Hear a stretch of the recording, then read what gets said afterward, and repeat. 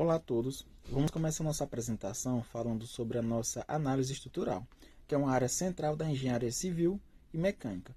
O principal objetivo da análise estrutural é prever como uma estrutura se comporta quando ela é submetida a cargas, como o peso próprio, o vento ou a movimentação de pessoas. Isto é essencial para garantir a construção seja segura, funcional e econômica. O que é a análise estrutural? A análise estrutural é o ramo da mecânica dos sólidos que estuda o comportamento de elementos e sistemas estruturais, como vigas, como treliças e pórticos, quando estão sujeitas a cargas externas. O processo ele se divide em três grandes etapas. Tá? Primeiro é modelar a estrutura e identificar as cargas aplicadas. Segundo, determinar os esforços internos e as reações nos apoios. Terceiro, verificar a resistência e a estabilidade dos elementos. Como um exemplo simples desse caso, imagine uma viga apoiada nas extremidades com uma carga no centro. Usamos a análise para saber quanto essa viga ela vai deformar. Por exemplo, quais são as forças que surgem dentro dela e se essa força ela vai fazer com que venha a se romper. Olá, eu me chamo Késia e fiquei responsável em explicar sobre cargas, né? Toda estrutura, ela está sujeita a ter uma carga. E o que é essa carga? É simplesmente forças externas que são aplicadas sobre uma estrutura. As cargas que são aplicadas, elas podem ser classificadas ao modo de distribuição. E o primeiro modo que eu vou falar é o modo de cargas concentradas, que são simplesmente aquelas cargas que elas atuam em áreas muito reduzidas em relação às dimensões da estrutura. E, nesse caso, ela é considerada concentrada no centro de gravidade da área de atuação. Também temos o modo de cargas momentos ou conjugados, que são momentos aplicados em determinados pontos de uma certa estrutura que seja fixa. E também pode se originar de um par de forças, cargas excêntricas ou de eixos de transmissão. E temos o modo cargas distribuídas, que são aquelas cargas que elas atuam em uma área com dimensões na mesma ordem de grandeza da estrutura. Agora eu vou falar também que as cargas elas podem ser classificadas pelo tempo de duração. E o primeiro modo que ela pode ser classificada é quando ela é permanente, que é quando ela atua toda a vida ou quase toda a vida útil de uma estrutura. Também temos as dentais, as sobrecargas, que elas podem estar ou não atuando, que é quando são fornecidas por normas, né? Uma norma é a NBR 6120/80, também tem quando é por catálogos ou quando são avaliadas, né?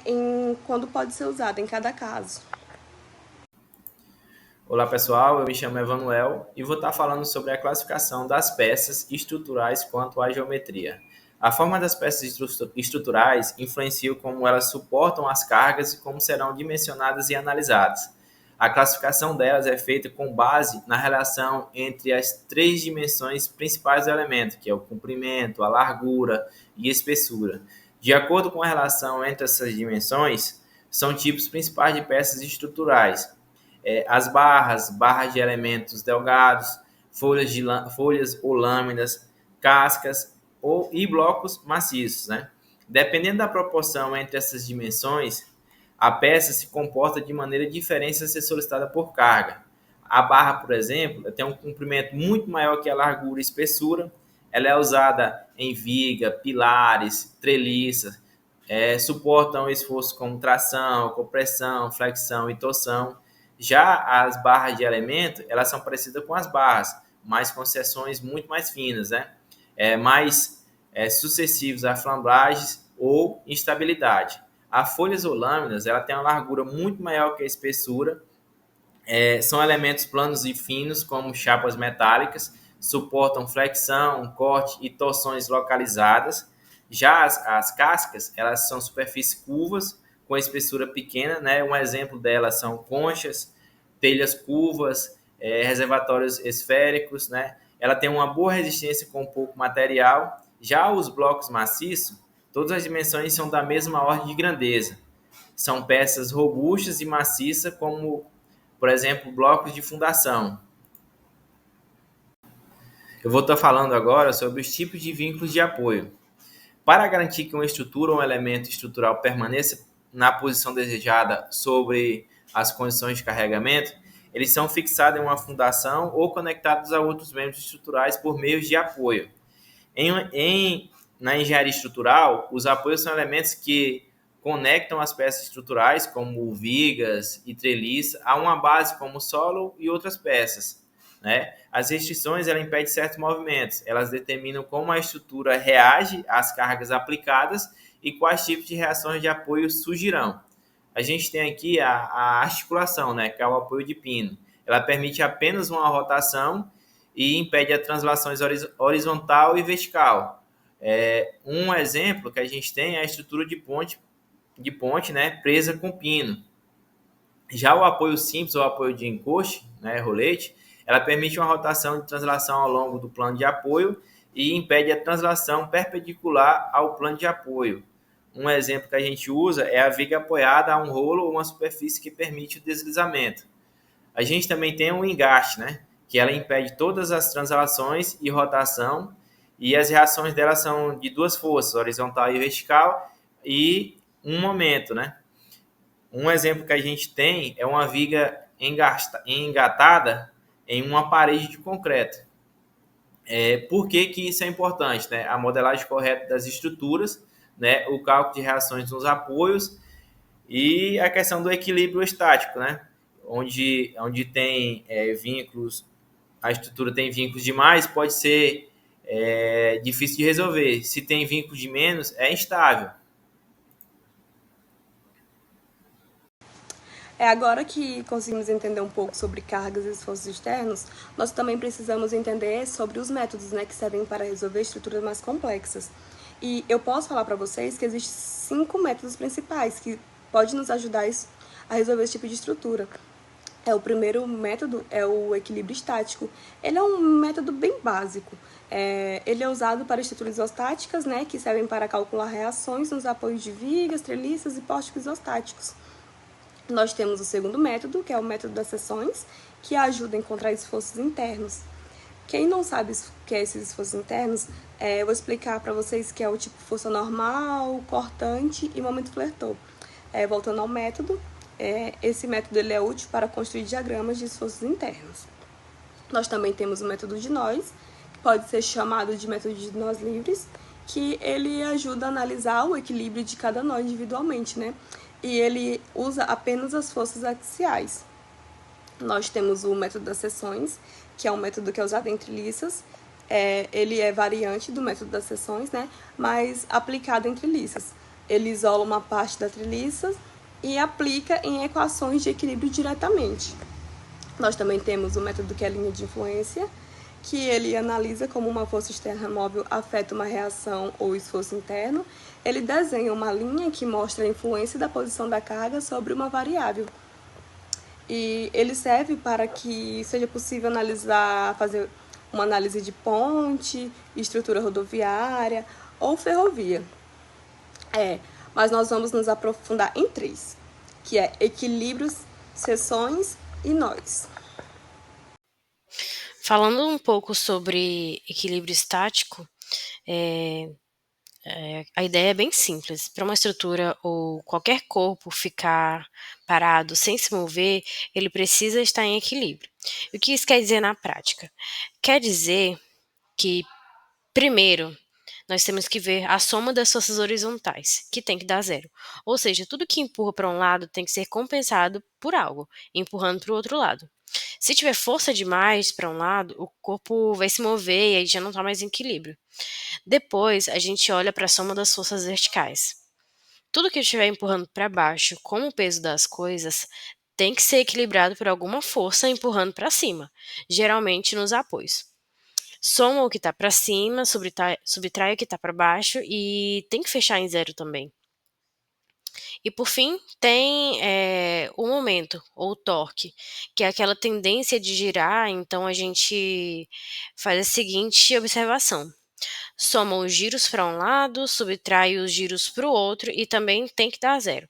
Se não der, significa que a estrutura vai se mover de novo, né? Vai girar, e aí não vai estar em equilíbrio. Além disso, não basta só olhar o equilíbrio da estrutura inteira. A gente também precisa garantir o equilíbrio interno dentro da própria estrutura. Isso quer dizer que as forças que atuam dentro das barras, como a força normal, força cortante e o momento fletor, também precisam se equilibrar. É isso que garante que nenhuma parte da estrutura vai ceder sozinha. Agora vamos falar um pouco sobre os sistemas estruturais quanto à sua estaticidade, ou seja, como classificar os sistemas em relação à sua capacidade de manter o equilíbrio apenas com as equações da estática, e utilizaremos as treliças como exemplos, mas deve lembrar que isso serve para qualquer outro tipo de estrutura. Existem 3 principais tipos de estruturas quanto à estaticidade: isostáticas, hiperestáticas e hipoestáticas. Uma estrutura isostática é aquela que tem exatamente o mesmo número de apoios e vínculos necessários para manter o equilíbrio. Então, se o número de incógnitas, tipo as reações nos apoios, bate certinho com o número de equações, tudo certo, a estrutura é estável e resolvível, só com essas equações. Mas aí a gente entra na parte de hiperestática, o que é o contrário. Tem mais incógnitas do que equações, ou seja, mesmo com todas as equações da estática, não dá para resolver tudo. A estrutura tem vínculos a mais, e isso torna ela mais rígida, mais segura em alguns casos, mas também mais complexa de calcular, porque você vai precisar usar outras coisas, como deformações e compatibilidade de deslocamentos. Agora, cuidado! Se a estrutura for hipostática, quer dizer que faltam vínculos, tem menos reações do que o necessário. Aí a estrutura fica instável e pode se mover ou girar sem controle. Não dá para nem garantir que ela fique parada, e isso é um erro grave. Estruturas articuladas e treliças são elementos muito utilizados na engenharia para compor estruturas leves e eficientes. As estruturas articuladas são compostas por barras unidas por articulações, também chamadas como nós. Essas articulações são consideradas ideais, permitindo a rotação, mas não transmitem momentos defletores, ou seja, não resistem à torção como em vigas rígidas. O exemplo mais comum desse tipo de estrutura são as treliças. Mas o que é uma treliça? Treliça é um tipo especial de estrutura formada por barras delgadas, conectadas em suas extremidades por articulações sem atrito, ou seja, as ligações entre as barras não resistem a torques e permitem que a estrutura se adapte melhor às esforços. O comportamento de uma treliça é parecido com o de uma viga. A diferença é que, em vez de uma alma sólida, como vemos nas vigas, a treliça usa um conjunto de barras verticais e diagonais que trabalham juntas para resistir os esforços. Essa substituição da alma sólida por barras permite uma grande vantagem: reduz o peso da estrutura sem perder a capacidade de resistência. Por isso, as treliças são muito utilizadas em coberturas, pontes e torres. Entre os principais benefícios das treliças estão a redução do material, portanto, a redução de custo, uma estrutura mais leve, uma facilidade de transporte e montagem e uma ótima relação entre resistência e peso. Neste exemplo prático, vamos analisar uma estrutura em um arco treliçado, submetida a diferentes tipos de carregamentos. O objetivo é determinar as reações nos apoios A e B, utilizando o corpo livre e as equações de estática. Vendo o nosso enunciado, a gente vê uma estrutura tem um vão de 20 metros entre os apoios A e B. O apoio A é articulado, resistindo às forças horizontais e às verticais. O apoio B é um rolete inclinado a 60 graus com a horizontal. Isso significa que a reação em B atua ao longo dessa inclinação, formando 60 graus com a horizontal. O diagrama de corpo livre, a gente pode identificar as forças atuantes na estrutura. No ponto A, a gente tem a força vertical para cima, a H na horizontal, no sentido que a gente precisa definir. No ponto B, a gente tem uma força RB inclinada em 60 graus, que será decomposta em RB vezes cossena na horizontal e RB vezes cossena do ângulo da vertical. As forças externas atuantes são a força peso, que é 100 kN no centro da estrutura, a 20 kN na vertical, no momento de 4 do ponto A, 20 kN na horizontal, aplicada da direita para a esquerda no mesmo ponto. Para a gente conseguir estabelecer os pontos que a gente precisa encontrar, a gente vai estabelecer o equilíbrio no ponto B, primeiramente. Fazendo isso, a gente vai fazer a somatória de todas as forças, tanto na horizontal como na vertical, e a somatória dos momentos. Seguindo isso, nossas equações, a gente vai fazer primeiramente a somatória da vertical, que é F de Y, RB vezes o seno de 60, menos a nossa força peso, que é 100, mais o VA, que é desconhecido, igual a 0. Logo após, a gente vai fazer a nossa força horizontal, que é F de X, que é RB vezes o cosseno de 60, mais a H que a gente quer encontrar, menos 20, igual a 0. E a nossa força momento, que é 100 vezes 10, nossa força peso vezes nosso ponto até onde a força atua, até o outro ponto, que é 10, a metade de 20, mais o VA, que a gente também vai definir, vezes 20, mais 20 vezes 4, que é igual a 0. Logo isso, a gente vai submetê-las a 3 equações. Nessas equações, nós vamos fazer substituições. E vamos começar pela nossa terceira equação, onde 20 vezes VA é igual a 920 e o VA 920 e VA é igual a 920 sobre 20. E assim definimos nosso VA como 46,0 kN. E para nossa segunda, a gente vai subindo, né? Vamos para a nossa segunda equação. E aí a gente vai trocar os valores de VA e encontraremos, então, o nosso RB. E logo após todos esses valores encontrados, a gente seguirá para a nossa primeira equação, encontrando o nosso AH, que no caso seria negativo, e seria 11,2. A escolha do método depende do tipo de estrutura, se ela é isostática ou hiperestástica, do número de incógnitas e da complexidade da geometria. O método das seções, por exemplo, é usado para analisar estruturas complexas, como treliças, sem a necessidade de resolver a estrutura completa. O método consiste em cortar a estrutura em uma seção imaginária, né, criando um corpo livre, que pode ser analisado usando equações de equilíbrio. Esta abordagem simplifica a análise, permitindo o cálculo de esforços em elementos específicos dentro da estrutura, como treliças, análise de corpo livre, equações de equilíbrio, por aí vai. Deve-se analisar uma das partes, se você vai pegar a parte esquerda ou a parte direita. Escolher a parte mais simples de analisar, com menos forças externas. Após essa etapa, é aplicado na fase do corte como uma carga externa. Depois disso, é desenhado o diagrama de corpo livre dessa parte. Assim, as forças nas barras elas serão cortadas e representadas como incógnitas. E por fim, aplica as equações de estática. Um exemplo se cortou em 3 barras. Essa equação será 3 equações, né, elas serão suficientes para determinar as forças internas nessas barras. Vamos analisar agora mais um exemplo prático utilizando uma treliça isostática. O objetivo desse nosso exemplo é determinar as forças internas nos elementos de FH, GH e GI, utilizando o método de seções e o método de equações de equilíbrio estático.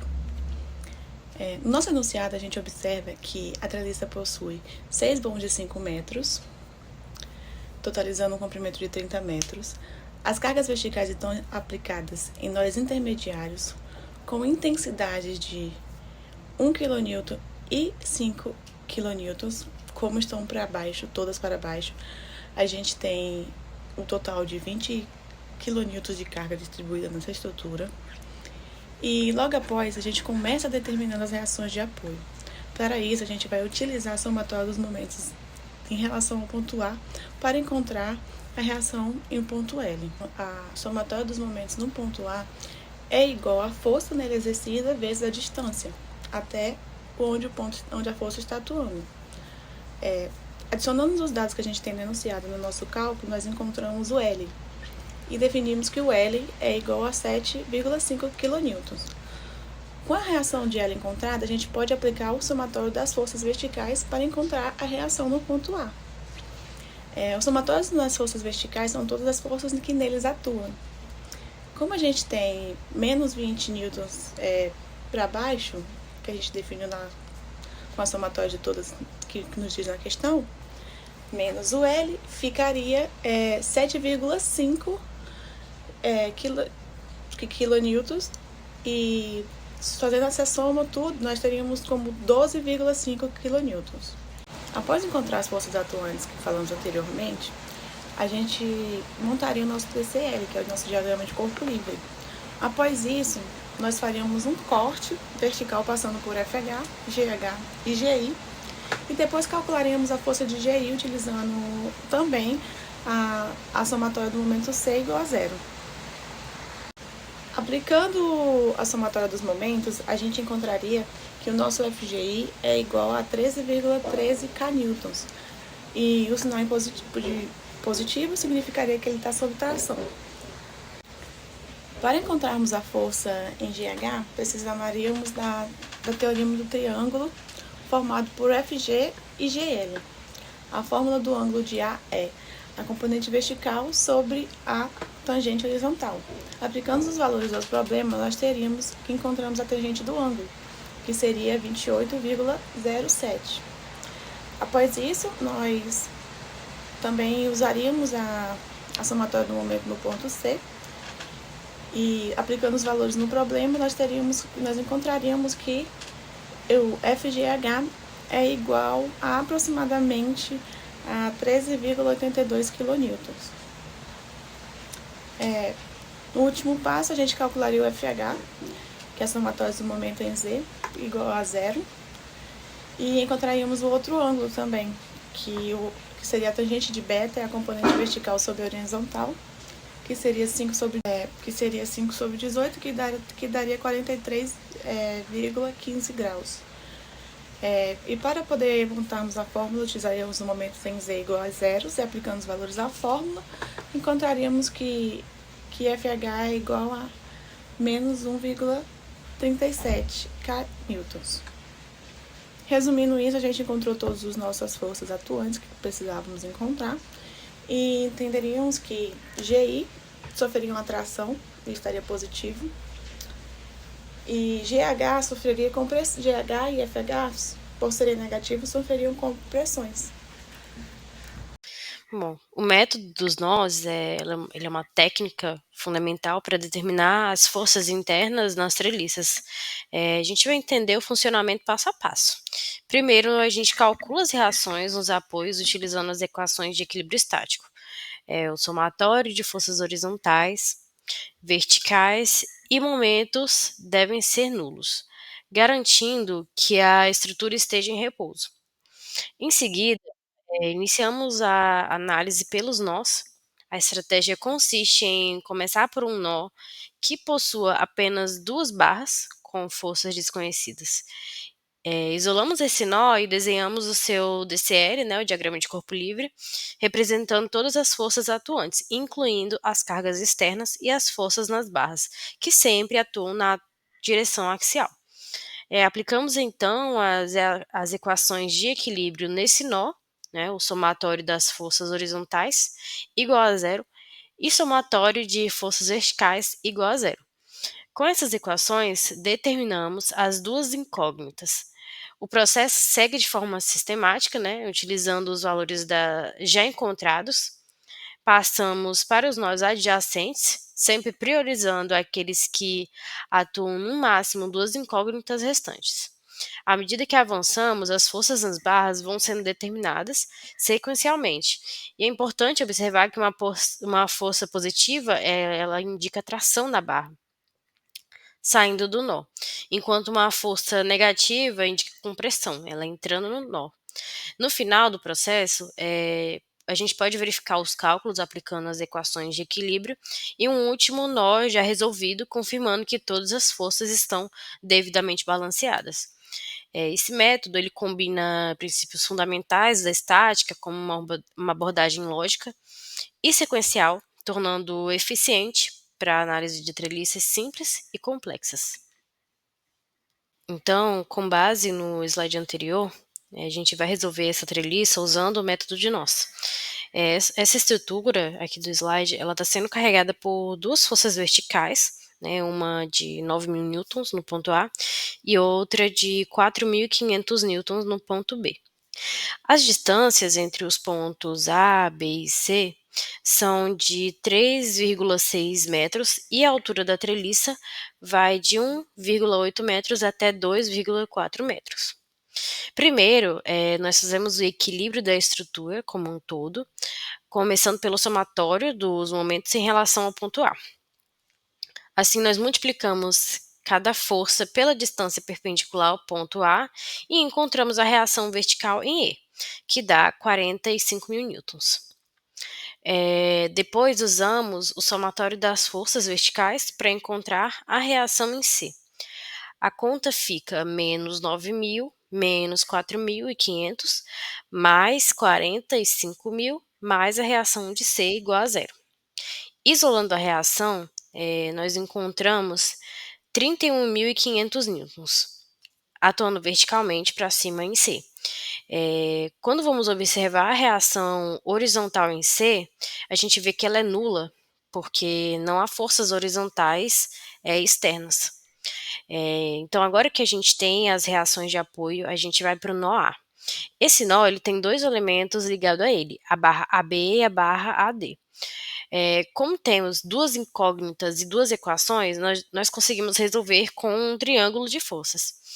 Usamos as proporções da inclinação das barras e nós descobrimos que a barra AB está em tração com 6.750 newtons. E a barra AD está em compressão com 11.250 newtons. Passando para o nó D, usamos o fato de que a força em DA é a mesma que em DB, pois são colineares.